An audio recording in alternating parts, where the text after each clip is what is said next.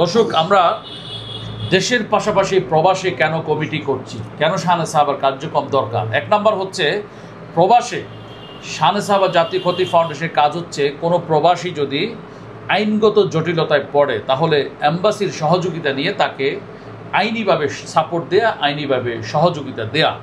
দ্বিতীয়ত হচ্ছে, বাংলাদেশে অনেক সমাজ আছে যেখানে প্রবাসীরা আয় রোজগার করতে যখন বিদেশের মাটিতে পা রাখেন, কষ্ট করে টাকা ইনকাম করে বাংলাদেশে একটু জমি কিনেন অথবা পরিবারের কোনো উন্নয়নমূলক কাজ করতে যান, তখনই সমাজের এক শ্রেণীর কিছু দুষ্ট চক্র আছে, তারা প্রবাসীদের পরিবারের প্রতি নানাভাবে জুলুম অত্যাচারে লিপ্ত হয়।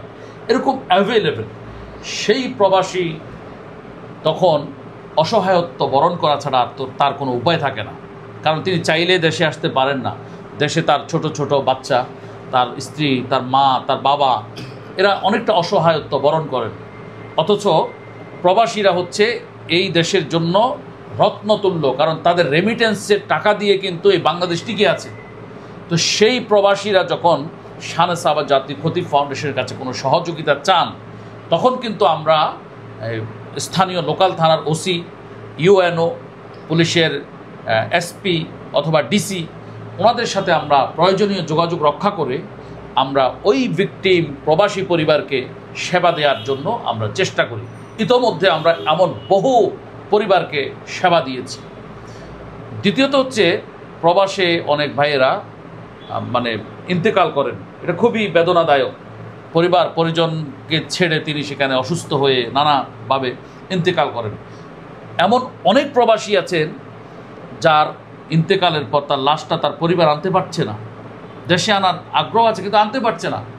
আলহামদুলিল্লাহ, আমাদের সংগঠন শাহনে সাহাবা জাতীয় ক্ষতি ফাউন্ডেশন প্রবাসে যেখানে যেখানে আমাদের কমিটি আছে, সেই জায়গাগুলোতে আমরা এই লাশটাকে দেশে পাঠানোর, দেশে নিয়ে আসার একটা সিচুয়েশন তৈরি করে উদ্যোগ গ্রহণ করি।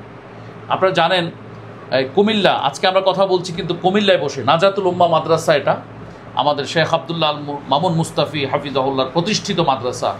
হ্যাঁ, তো এই মাদ্রাসায় বসে আমরা যখন কথা বলছি, মনে পড়ে গেল কুমিল্লারই এক সন্তান, দেবিদ্দার উপজেলার দামতি গ্রামের হাফেজ অলিউল্লাহ সাহেব যখন কাতারে ইন্তেকাল করলেন, তখন আমাদের সংগঠন শাহনে সাহাবা জাতীয় ক্ষতি ফাউন্ডেশন তাকে, তার লাশটাকে বাংলাদেশে এনে দাফনের কাজ সম্পন্ন করে এবং তার বাচ্চাদের জন্য আমাদের সংগঠনের পক্ষ থেকে একটা সহযোগিতা ছিল। আর্থিকভাবেও তারা উপকৃত হয়েছে, তার বাচ্চারা, আমাদের দায়িত্বশীলেরা চেষ্টা করেছে।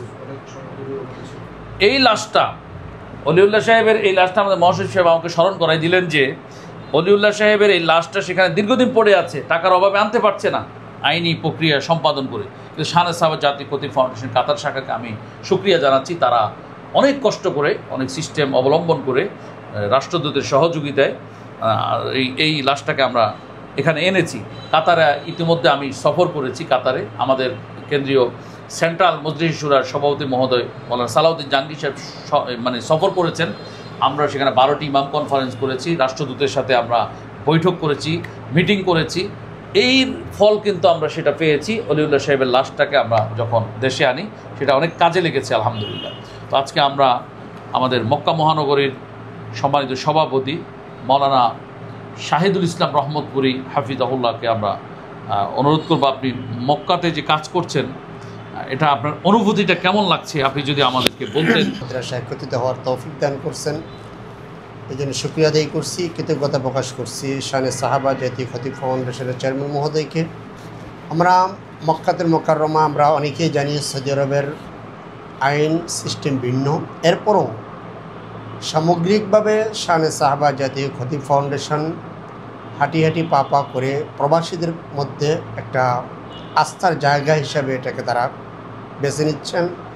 আশা করি সামনের দিনগুলোতে তারা প্রবাসী শাখার যে কার্যক্রম, সেটার ফলাফল ওনারা ইতিমধ্যে পাইতেছেন, সামনে ওদের ভবিষ্যতে ভালো কিছু আশা করতেছেন আমাদের কাছ থেকে। আমি অবশ্যই শাহনে সাহাবা জাতীয় ক্ষতি ফাউন্ডেশন চেয়ারম্যান মহোদয়ের কাছে বিনীত আরজ থাকবে, এটা আমাদের প্রবাসী শাখাগুলোকে আরও একটু বেশি করে নজর দেওয়ার জন্য। কারণ প্রবাসে অসংখ্য মানুষ অনেক বড় ধরনের বিপদের সম্মুখীন হচ্ছে।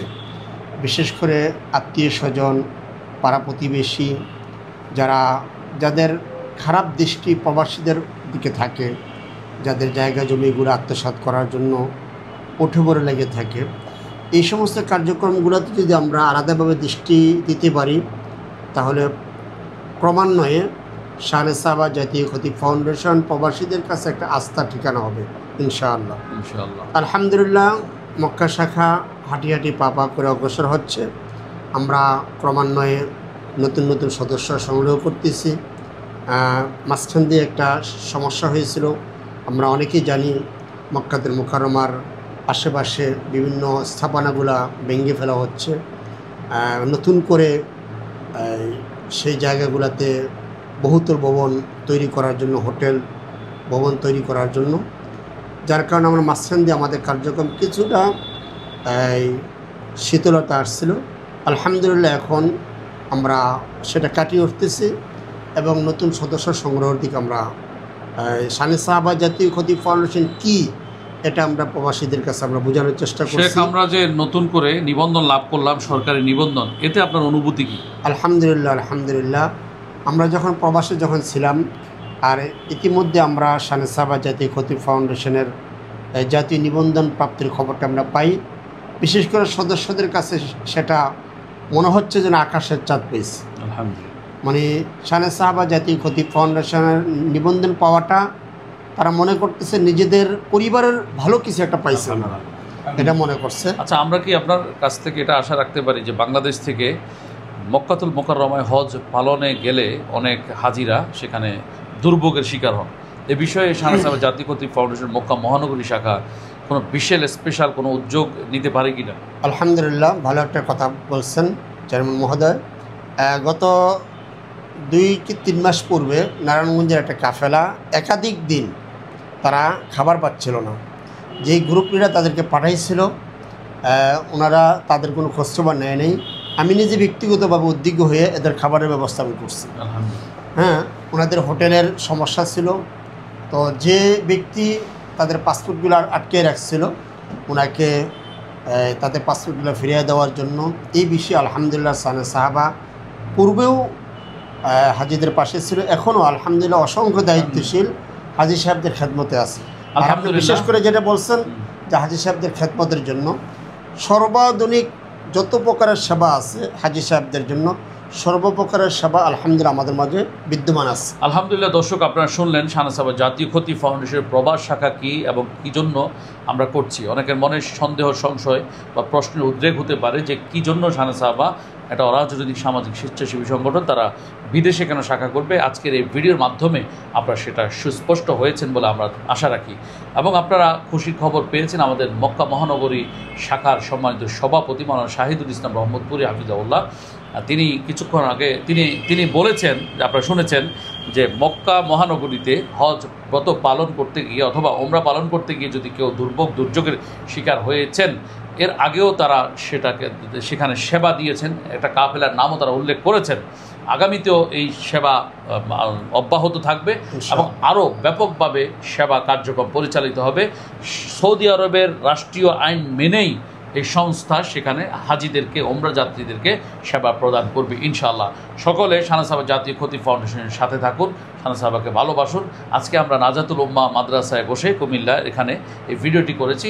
কুমিল্লা আসলে এই মাদ্রাসাটি ঘুরে যাওয়ার জন্য আপনাদের সকলকে আমাদের শেখ আব্দুল্লাহ মামুন মুস্তফী সাহেব দাওয়াত দিবেন। হযরত শুকরিয়া, আলহামদুলিল্লাহ, আল্লাহ পাকের দরবারে শুকরিয়া।